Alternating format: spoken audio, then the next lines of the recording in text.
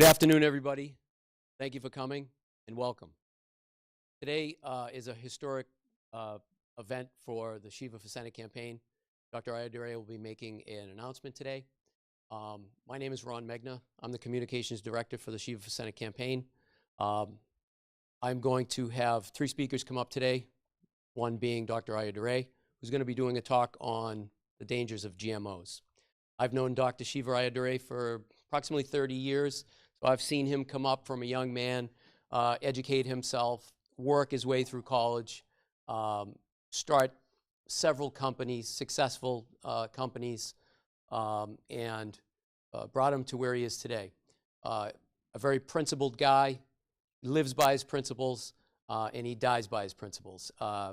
You know, a real fighter, a true fighter, okay? First person I'm going to bring up today is Frank Lacata. He worked on the 2016 President Trump campaign, and I'm going to have him say a few words. Frank? Thank you. Good evening, everybody. Hello. So I'm just going to wing this. Yeah, I met Shiva earlier this year, and as Ron was saying, actually, let me back up. In the summer of 2015, I got involved with the Trump presidential campaign. I'm just an average person, a blue-collar worker. And what I liked about the president's campaign is the fact that he's independent. Essentially, he's his own party. You know, people like to classify us as left or right or Democrat or Republican, but he's independent. And I found that Shiva is also an independent type person too.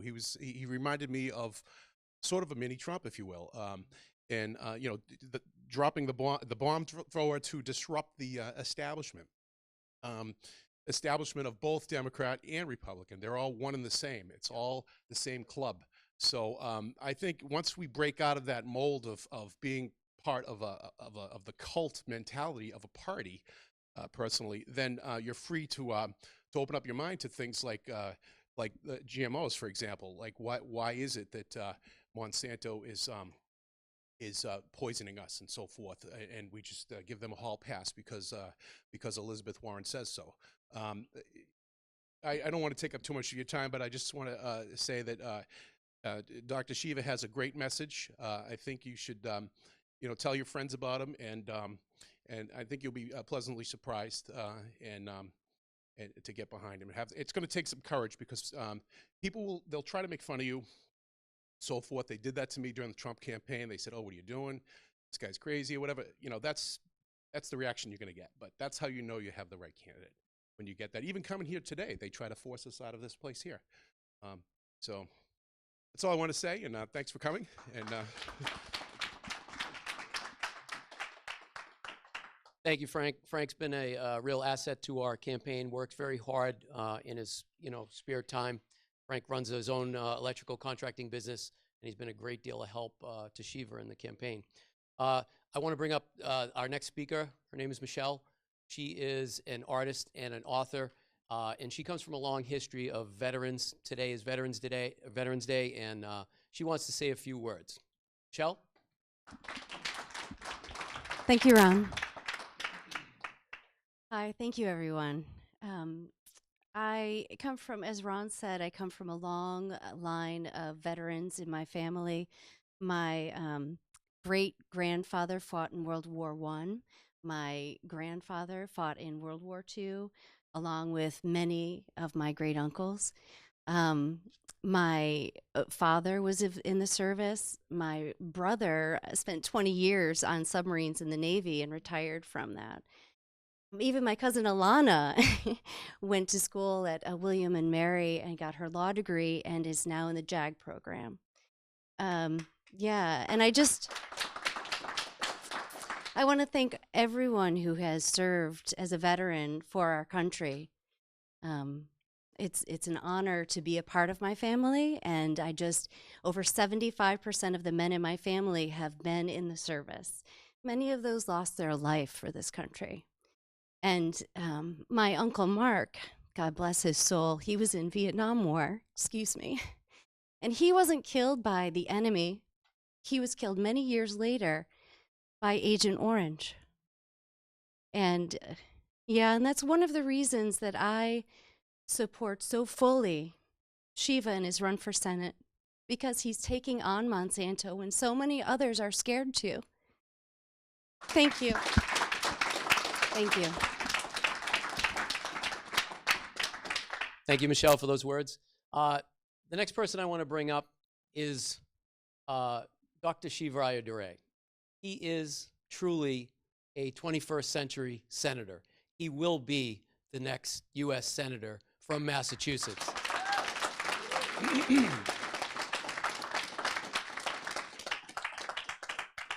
Scientist, entrepreneur, and I call him a friend. Dr. Shiva Ayyadurai.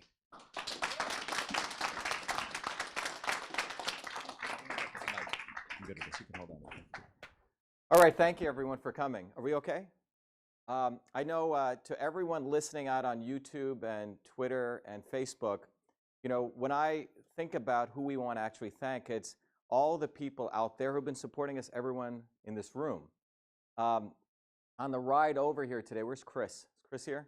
Chris was saying, you know, we're going to get this person, that person, you know, out here. Let me tell you, the reality of what's going on in the world right now is people are recognizing what really matters is us as people, right? It doesn't matter, you know, I supported Trump because he was a disruptor, but even he couldn't affect the elections in Alabama, right? The reality is those people affecting elections are people, everyday people, because people are recognizing what's truth and what's lies, what's the establishment, who are the people. That's what's going on, and this is an incredible time in American history. This has never occurred before, probably since the Revolution. And we are truly on the verge of a second American Revolution. People are recognizing what is the establishment and who are change agents, and also who are the not so obvious establishment like Elizabeth Warren. Right? People are recognizing that people say one thing and do another. You know, Michelle just talked about her family of veterans. Before I start my talk, I think it'd be really important and extremely honorable of us to take a few moments of silence, because today is Veterans Day. And so I would like us to take, you know, a few moments of silence in remembrance of these amazing people who gave up their lives so we could have freedom.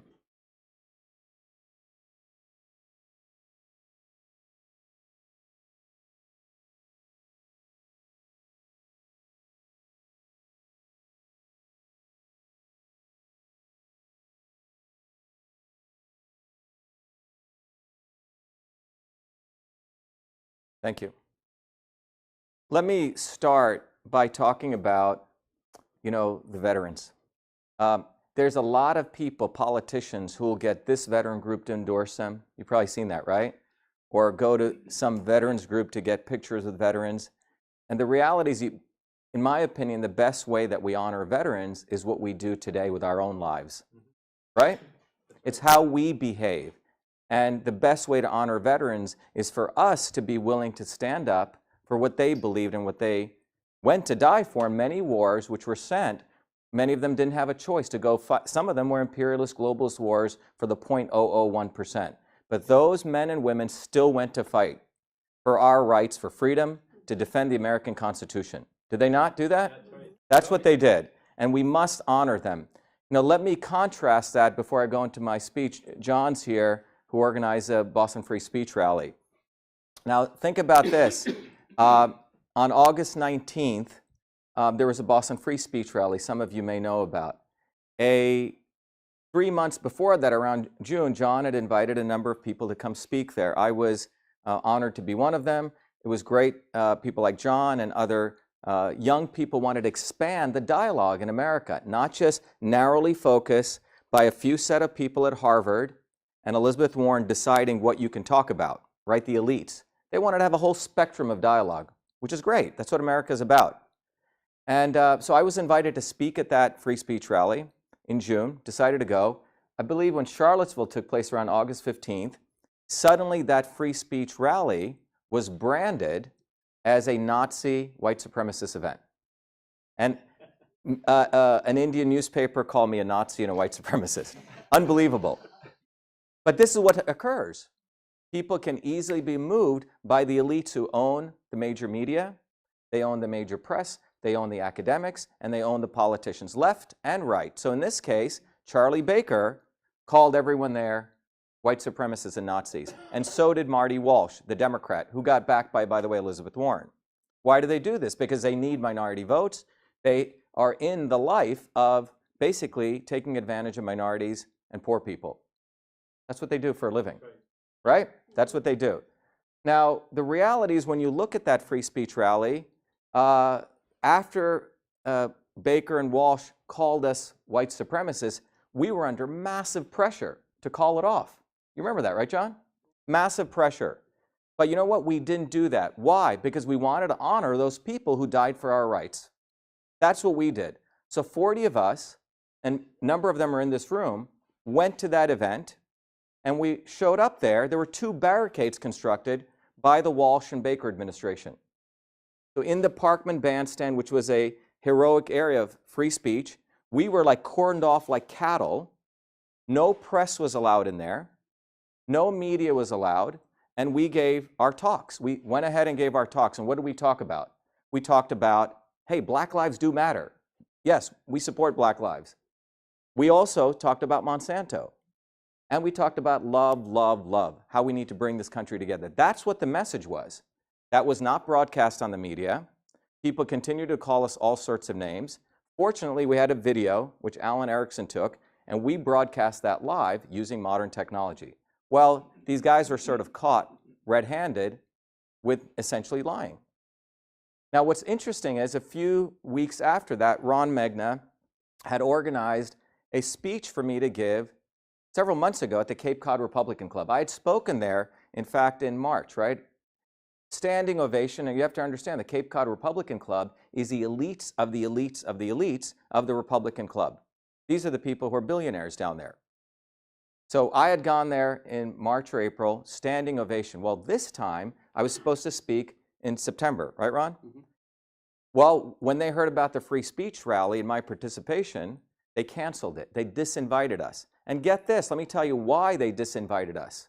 They said Antifa was going to come down to Cape Cod. Think about that.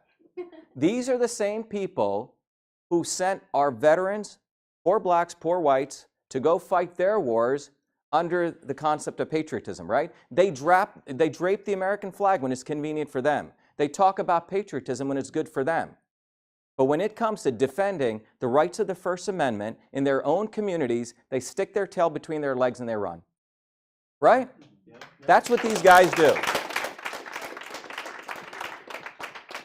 You know, they will send people like Michelle's uncle to fight in Vietnam. And everyone knows, look, anyone who's studied Vietnam knows John Kennedy was killed because he didn't want to escalate the war in Vietnam. He wasn't part of the military-industrial academic complex. He wanted to pull out of that war. 50,000 tons of Agent Orange were dumped in Vietnam. 50,000 tons, 80 million liters. Think about that. And who was that done by? Well, it was done by a company called Monsanto and Dow. So think about what they did. Let's talk about their innovation. They figured out, well, they needed to go kill these people. And by the way, we should all understand when you look at that war, they didn't want a quick war. They prolonged that war so they could sell weapons. All the data's out there. Go read it. They prolonged the war. They could have taken out major centers of weaponry. They could have taken out major airfields. They didn't do that. They wanted to sustain a war. And that's what they do. Democrats and Republicans. They profit from war and sickness. Let's not forget that. Because war and sickness has become profitable, and that's what they profit from. So when you look at what occurred in Vietnam, when you look at what they did to our own soldiers, and by the way, they don't still take care of them. 20 years have gone by. You know, President Trump is heading in the right direction. He created an app so veterans can get services. And many of these veterans organizations, lots of them, they've sort of become their own nonprofits. So it's us as people to help our veterans. You can't rely on the government. You can't rely on many of these groups, can you? You can't. So the reality is when you look at the singular focus of what occurred in Vietnam and you start focusing it on this company called Monsanto, what did Monsanto do? They figured out how to deliver Agent Orange through aircraft, dump it on this jungle, nation, which defoliated the leaves so they could see the enemy. And as a result of that, we have all of these problems that people suffer today. Lung cancer. The average veteran who is exposed to Agent Orange has 2 times the amount of prostate cancer as an average individual. And you go down the list of horrible diseases that they suffer, and we don't take care of them. That's what's resulted. So what did Monsanto do after Vietnam? Right? So this is, by the way, how you'll realize how the military-industrial academic complex works, supported by both Democrat establishment and Republicans, is once they figure out something to do with wartime innovation, then they move it to civilian innovation. And you got to understand this. So after they learned how to deliver chemicals from air, they said, wow, the war's over. What do we do with this now? So they said, let's use this technology of creating poisons as an herbicide, by the way. Yep. Herbicides are different than pesticides. A pesticide kills pests. An herbicide kills plants, right? So they moved Agent Orange to a different capability. Not only the chemical, but the delivery engine. They said, oh, factory farming, right? Hey, Frank, you run a factory farm. Hundreds of acres or hundreds of thousands of acres, right? By the way, they eliminated, it was to their benefit to eliminate the small farmer. And then we will dump pesticides from the sky, Frank, don't worry, and we'll kill all your weeds. So that was a chemical called Roundup. Everyone heard of this? Yeah. The scientific name is called glyphosate. Glyphosate, same as Roundup. Made billions of dollars doing that. And many of these guys did it. By the way, do you know where the test fields were before they did Agent Orange in Vietnam?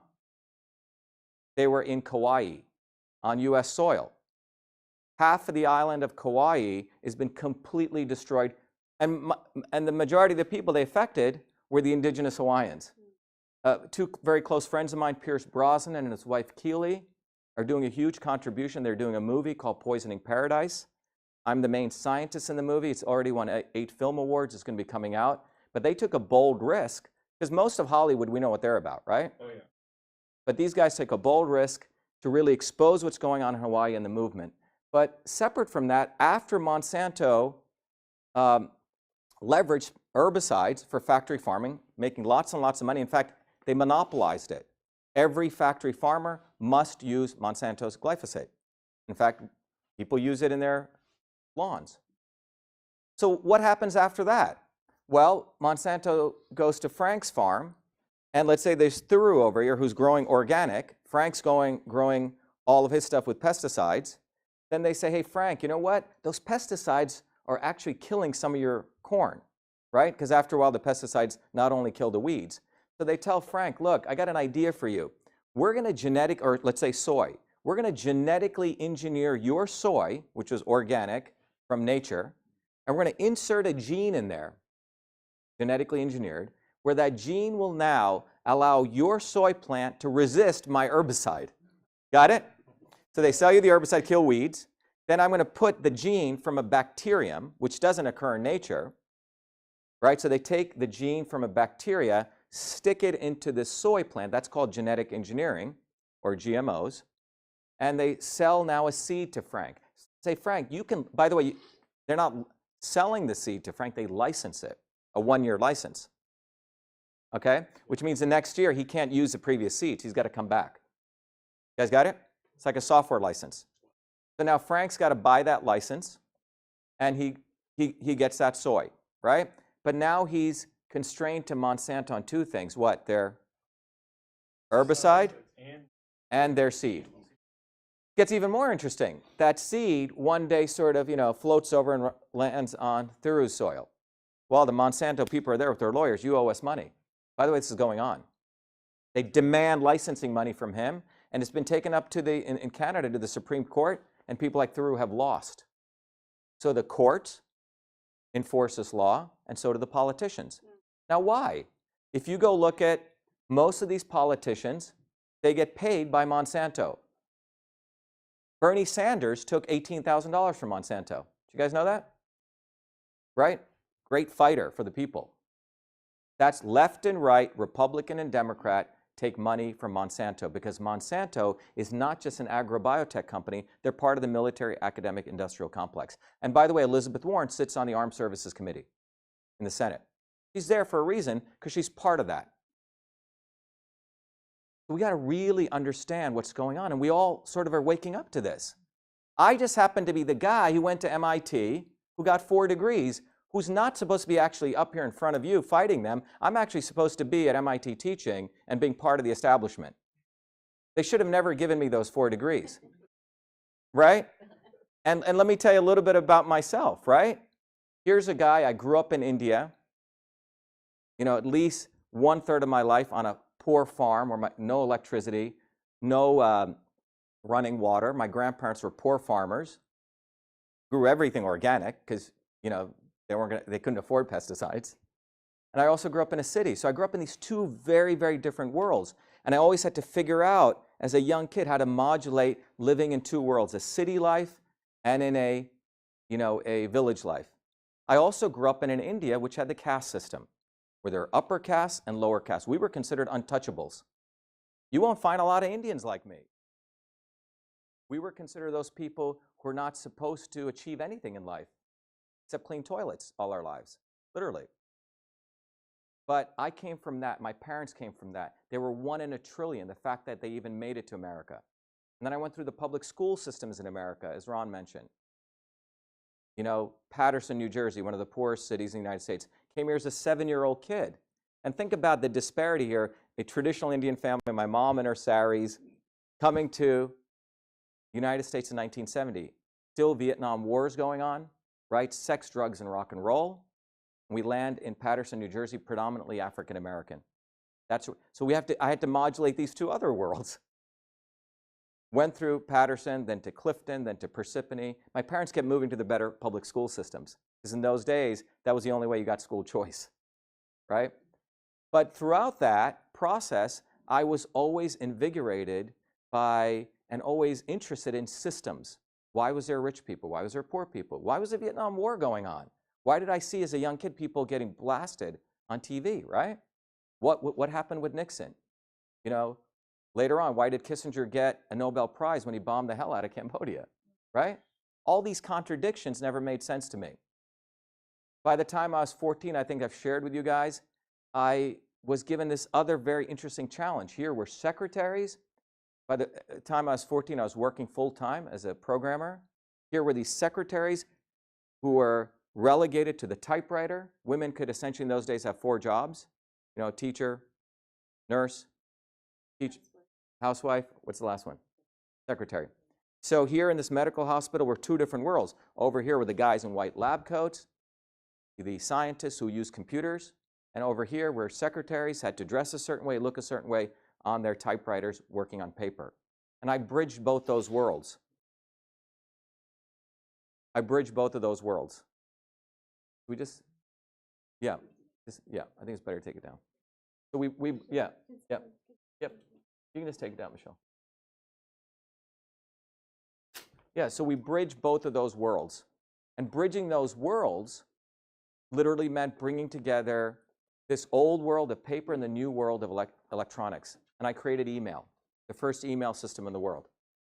Got the first US copyright, went off to MIT.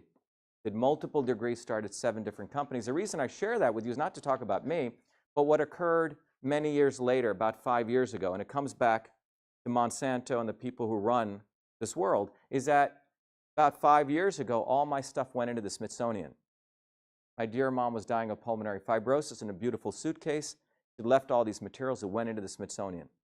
Well, the day it went into the Smithsonian, you think people should be elated. Wow, a kid from Newark, New Jersey invented the first email system. But what you see was this bold reaction by the military-industrial complex because they had rewritten the narrative that Raytheon had invented email when they didn't. They had a guy with a beard, glasses, who looked like a nerd, who had simply done simple text messaging. The reason I'm telling you that is that the thought of a 14-year-old kid in Newark, New Jersey inventing email bothers the military-industrial complex because they want to write the narrative that all great innovations come from them. Follow what I'm saying? That innovation surely could not occur in Newark or in Franklin, Idaho, by the way, which is where TV was invented by Philo Farnsworth. The truth is there's innovation taking place everywhere. Everywhere, because all of us are very smart and creative, beautiful people. That's why our slogan is "Be the Light." Right? So when you look at that and you contrast to where innovation really comes from and where they want innovation to go, is that you come back to the central thesis. It's about centralization versus decentralization. Okay, now I want to talk a little bit about that and finish up with what we stand for. Centralization versus decentralization. You see, the elites want to think that all things come from them. Elizabeth Warren thinks she knows better, but I know you know better.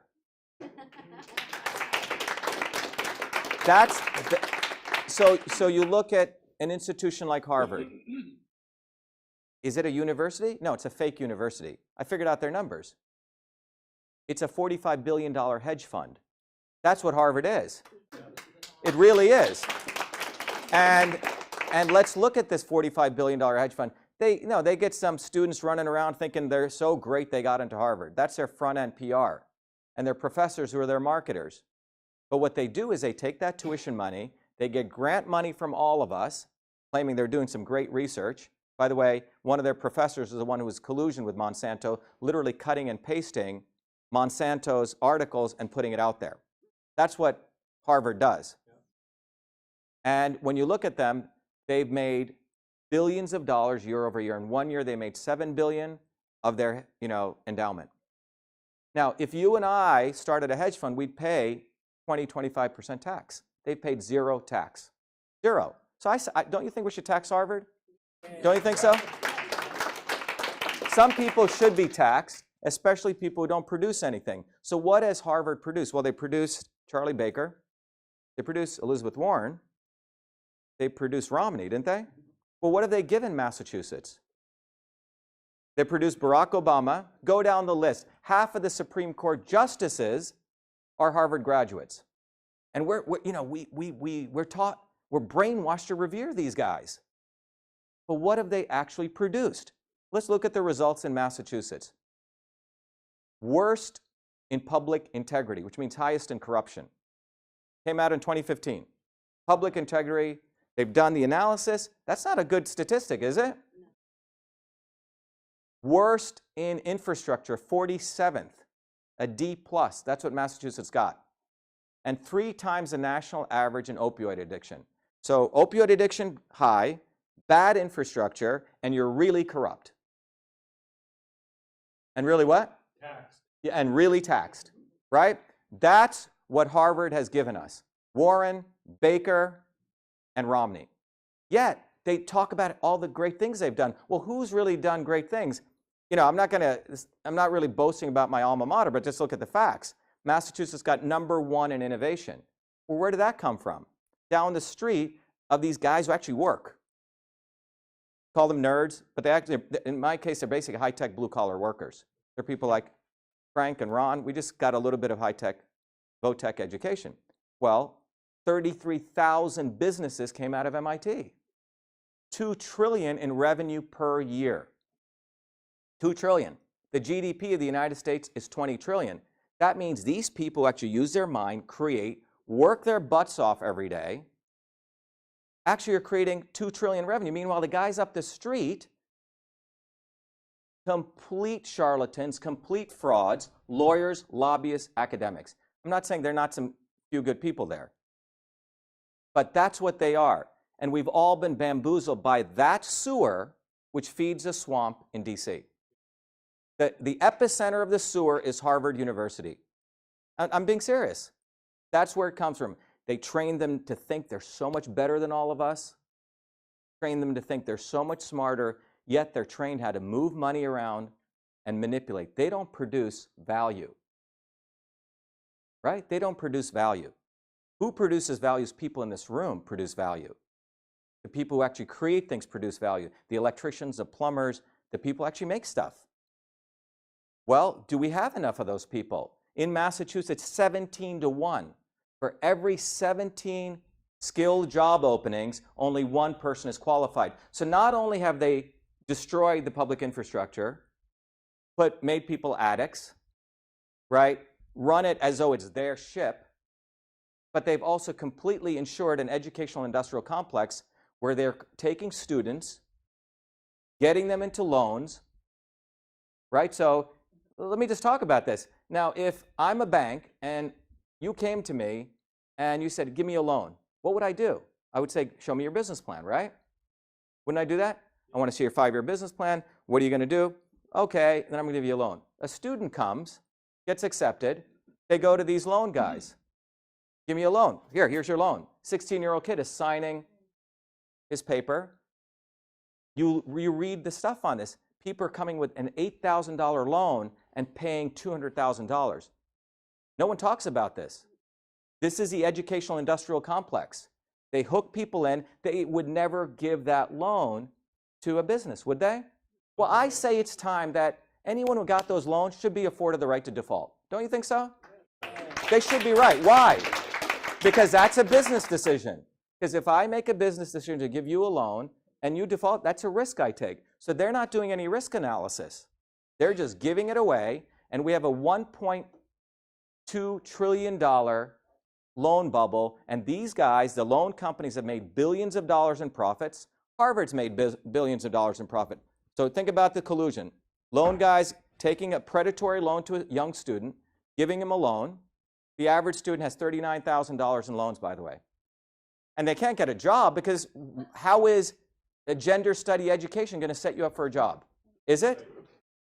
Meanwhile, for every 17 skilled job openings, only one person skilled. Here you have a guy like Ron who teaches. Ron's got his degree, worked as an electrician, then worked as a nurse, now is an educator. All three. Well, you can't find, and the VOTEC systems don't let him generate enough students because the big private institutions want people to go and join them. You follow what I'm saying? It's a racket. It's a racket, is it not? Yeah. And we need to all realize that you're talking to someone who went through the public school systems. I got the 4 degrees from MIT, so they don't really know what to do with me. They have a problem with Shiva Ayyadurai because I didn't join their establishment. And I also learned a lot of things because I've been a student of political history. And the reason we're here today is we're here to declare our independence. That's why we're here. That's why we're here. Frank said it right on the money. That no one can force us to be any of these parties. What are these parties? They're rigged machines, money-making machines for themselves. I'll tell you this, you don't need a lot of money to run a campaign. So let's talk about what we believe should happen around a lot of this stuff. Let's get down, a little bit to people listening out there what we stand for. Number one, when it really comes down to this, we need real jobs. Real jobs, right? And real jobs begins with real education, right? Real education means we got to skill America. Got to skill people. Well, how do you skill people? Well, they actually have to get practical training, not stay and read 4 years of book training, maybe go to some classes. Parents are wasting their money, I'm telling you. I've had a job since I was 14 years old. It just so happened I went to MIT, but I didn't really need to go there. I did it to get their degrees, so one day I could stand up in front of you and frankly say some words to those people so they could not attack me like I was uneducated. That's why I got those degrees. I did it for political reasons. So we need skills, right? We need to make sure community colleges can give degrees, 4-year degrees. We need to tax these big private institutions because they are basically hedge funds from Harvard on down, all of them. Right? What do you guys think about that? And that'll generate quite a bit of income to fund the VOTEC schools. Right now they're stealing from the poor and giving it to not even the rich. I don't even consider the rich actually work. These guys are just leeches. They're leeches. That's exactly what they are. They're leeches. And we need to, take the blood back from the leeches. Let's talk about real health. There's a health expo going on here. Some of you, anyone going to it from here? Yeah. So there's a health expo going on here, right? It just so happens we decided to do, as Michelle said, we wanted to do dangers of GMOs. You won't find a US senator going up against Monsanto. I actually did the research using technology I developed for my PhD, which allows me to model molecular pathways on the computer.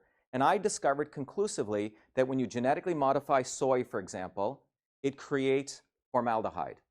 It downregulates glutathione. Well, we published a series of 4 papers very systematically, and then Monsanto unleashed their academic front guys, a guy called Kevin Folta, who called me all sorts of names. May want to go after and sue him. I'm thinking about it. Okay? But then we exposed him because we found out that he was out there saying, I'm an independent scientist. I have nothing to do with Monsanto. A group out on the West Coast issued a FOIA. You know what a FOIA is? Freedom, and all these emails came out showing him getting about $25,000 to be their spokesman. That's what these academics do. It's pay-to-play science. So when we want to think about healthcare, we got to think about who is telling us what we should put in our mouth, what we should eat, where's our advice coming from. I'm sorry, a guy who doesn't look that healthy telling me what I should eat, you know, it's hard for me to buy that, isn't it?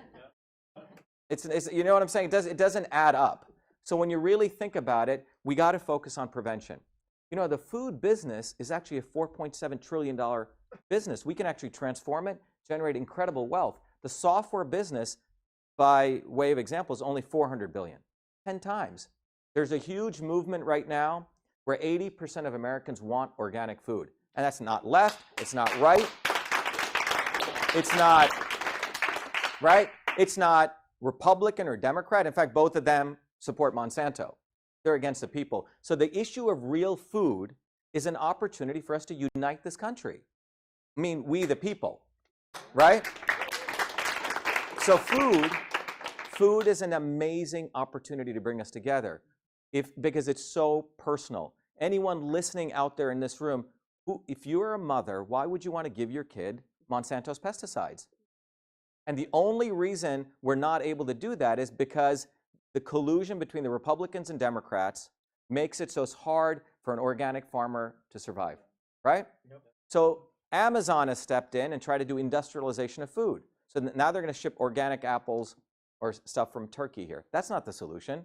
The solution is we need to unleash local farmers. We need to bring it back local. And food is one of those things where the old imperialist system starts breaking down.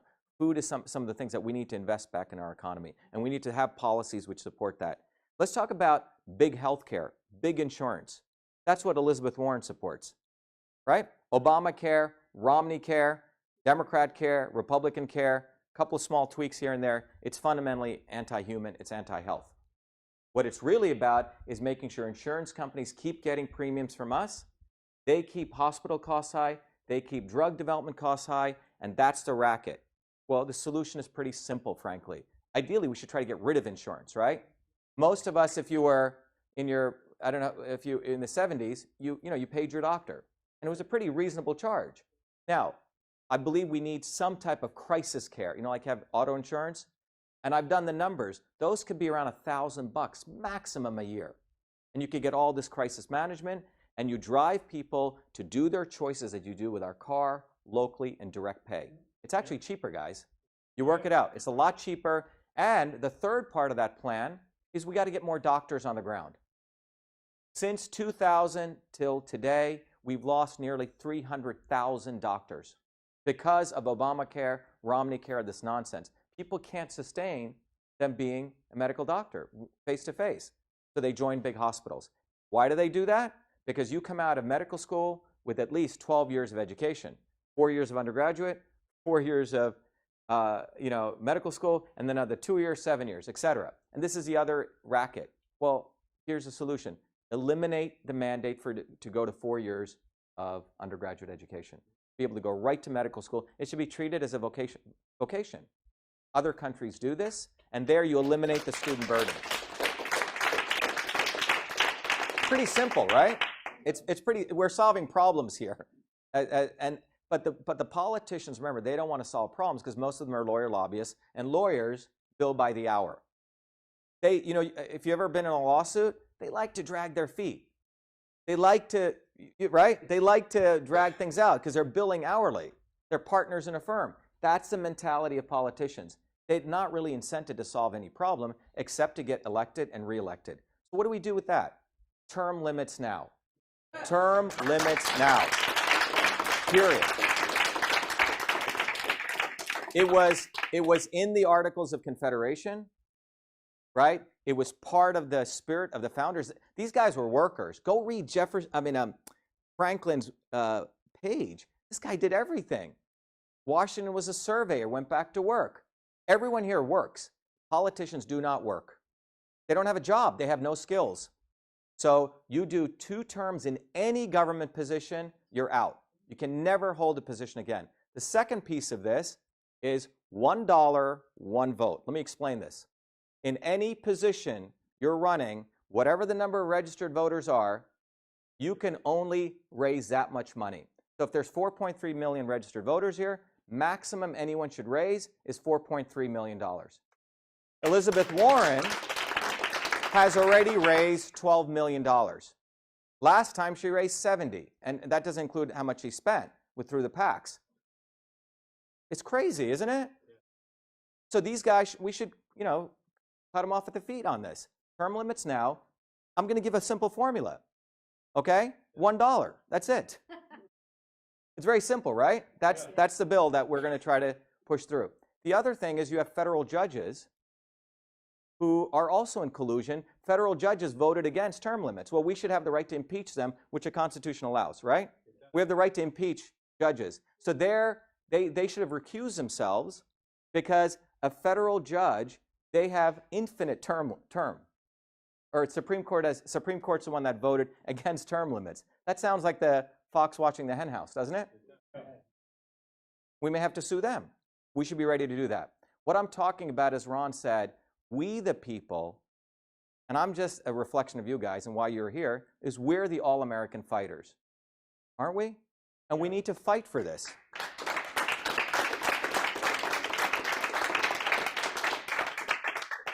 So I say we honor our veterans. I mean, really honor them. While a bunch of these other politicians are parading around, taking pictures with the flag and uniforms, that's what they do, right? Go to walk around in Arlington, cry a little bit, put some tweets out. That's what they do. Come on. They don't give a damn about the veterans because they don't live by example. And we're going to live by example because we're going to fight for these things. That's why they sent them to fight for us. And that's what this is about. That's why my parents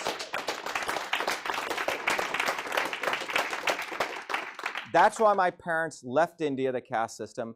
That's why they work so hard. That's why all of you work so hard. We have the ability to have a country where everyone can pursue their dreams, everyone can be infinitely creative, infinitely productive, as long as we recognize everyone must take total responsibility. And we need to create an environment where parents, the society, teaches kids some good values. Hey, it's good to work hard. Not everyone's going to get a freaking trophy. Right? That's not good habits. It's good to work. It's good to learn how to balance a checkbook. Right? It's good to learn the value of money. We don't teach that. Most of the people that I hire, young people, frankly, all the companies, I'm okay paying taxes if I owe them. But what's unfortunate is most of our employers, when we hire people, the kids we're getting in, we actually have to do the work that the parents didn't do now. Seriously. Yeah. We have to teach them basic skills, how to show up to work, how to talk to people, how to write. I'm being serious. Yeah. This is a reality none of these politicians talk about. None of them have ever had to start a business. None of them ever had to create a job. They just ride on our coattails. So that's why today, we declare our independence from both of these parties. And that's why we're here today. We're declaring our independence because it's the right thing to do. I'm not going to let the Republican Party run on my coattails or your coattails. They don't deserve us. They think they're so smart. These people think they're so intelligent. They're not that smart. They're like, the old monarchy, which has been incestuous so long that they've actually gotten quite weak. And we need to seize power from them. It's our power that they've taken. And that's what we're all here for. And when I say be the light, let me say this in closing. You know, if there is darkness, if there is good and evil, darkness is about ignorance, you know, poverty and sickness. And it's based on consolidation of power, centralization, big hospitals, big insurance, big pharma. I know better, you don't. Fake fighters like Elizabeth Warren. Fake Indians like Elizabeth Warren. And people who don't want to bring this up because she is a fake Indian. What did she do? She lied on an application to Harvard. And the liberals don't want to talk about this. And in fact, the Republicans don't want to talk about this. One of my Republican competitors, oh, we shouldn't talk about this. Well, why? Because it's going to bring out all the nonsense they did. Here's a woman who's talking about fighting for minorities. She took away a minority's job. Right? That's what she did. She voted for the Monsanto Protection Act. Think about that. And a lot of those people out there do not know about it. They don't know about it. That's why they're led like cattle to vote for them. We have one of Elizabeth Warren's researchers here. That guy will research all this. He gets paid a lot of money to figure out how to spin what I'm saying. Right? That's why they sent you in here, American Bridge. So that's what they do. They hire these smart guys, and I wish they had principles, but they don't. That's how they work. They get people, they take the best minds, and they bring them in and train them how smart they are to manipulate everyone else. That's not ethical behavior. That's not an educated person. And I've told this to you before. We need people who start bringing mind, body, and heart together. That's what this country is about. You go read these founders. These people were incredible people. They were enlightened souls. Right? And that's what we need. The light here is us recognizing decentralization of power. Everyone in this room is a spirit of God, is an intelligent human being, and who's capable of infinite things. And the people who get in the way are the people like those at Harvard University. I mean, we were distributing cards at Harvard Square. Snobs, they don't want to take your card. They think they're so much better. Right? That's what they're training people to do, to manipulate others. But we're not going to let them do that.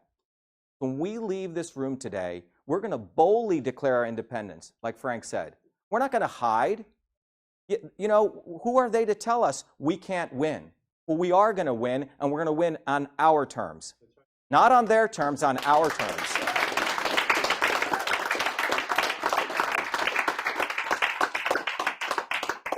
So let's go out there. Today is a great day. Yeah, we're going to win as an independent. As an independent, not being a part of an independent party, but independent people, a bunch of beings of light coming together as one freaking lightsaber, man. And we're going to go out there and win. Thank you.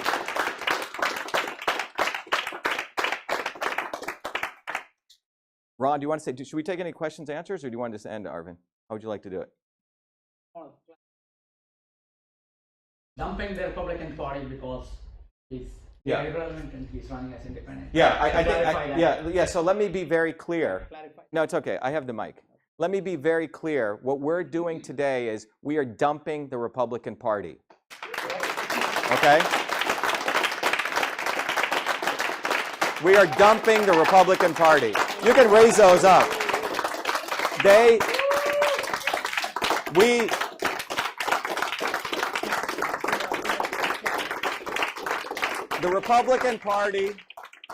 Republican Party doesn't deserve you, and we're dumping them, and we're going independent today.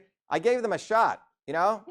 I did. I gave you guys a great shot if you're listening out there. Charlie Baker, Mass GOP. We're not dumping the Republican people or the Democrat. There's a lot of nice people who've been bamboozled by these people on both parties. We're going to bring them together. We're going to give them a home, right? And they deserve that. So let's go out there and declare our independence. Thank you.